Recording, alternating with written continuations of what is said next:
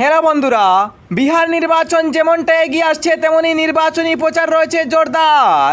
বিহারে নির্বাচনের জন্য লড়াই করছে বিভিন্ন রাজনৈতিক দলের মধ্যে। তার মধ্যে রয়েছে RJD, JDU, Jan Suraaj, BJP, Congress এবং প্রভাবশালী কয়েকটি গণতান্ত্রিক দল। ইন্ডিপেন্ডেন্ট অর্থাৎ গণতান্ত্রিক দলের মধ্যে এবার খুব জোরদারভাবে লড়াই হবে এবং বেশ কয়েকটি নির্দলীয় দল রয়েছে বলে জানা গেছে। বিহার নির্বাচনের প্রচার যেমনটাই দেখা গিয়েছে তেমনটাই আশা ব্যক্ত করা যাচ্ছে যে বিহারে নির্বাচনী প্রচার জোরদারভাবে রয়েছে এবং থাকবে। বিহারে নির্বাচনী প্রচার তুমুলটাই প্রথম দিক থেকে একটু হালকা রয়েছে, কিন্তু নির্বাচনী প্রচার যেমনটাই রয়েছে তেমনটাই বোঝা যাচ্ছে যে বিহারে ভারতীয় জনতা পার্টির সরকার আবারও আসতে পারে। ভারতীয় জনতা পার্টির সরকার আবারও বিহার রাজ্যেতে আসবে।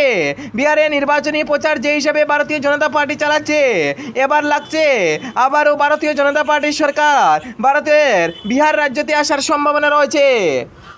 বিহারে ভারতীয় জনতা পার্টি এবং চিরাগ পাসওয়ান এবং জেডিইউ মিলে কয়েকটি আসনে সিট দেওয়ার সম্ভাবনা রয়েছে, তা নিয়ে জোর তৎপরতা তুঙ্গে। বিহারে যে হিসাবে জিনিসগুলো এগিয়ে রয়েছে সেই হিসাবে বিহারে নির্বাচনী প্রচার রয়েছে জোরদারভাবে।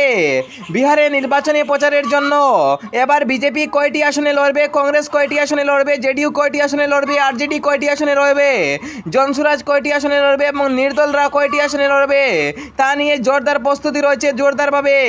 বিহার রাজ্যটি এমন কয়েকটি নির্বাচনী প্রচার দেখা যাচ্ছে যেটাতে বোঝা যাচ্ছে যে কয়েক মাসের মধ্যে বিহারের সরকার বলবে আবারও ভারতীয় জনতা পার্টি। বর্তমানে 100-রও অধিক সিট রয়েছে ভারতীয় জনতা পার্টির ঝুলিতে। এবার দেখা যাচ্ছে যে বিহারে ফের সরকার বানার পথে ভারতীয় জনতা পার্টি অর্থাৎ বিজেপি। আপনার মনে হয় কোনটি রাজনৈতিক দলের সরকার আসবে? আমাকে অবশ্যই কমেন্ট করে জানাবেন।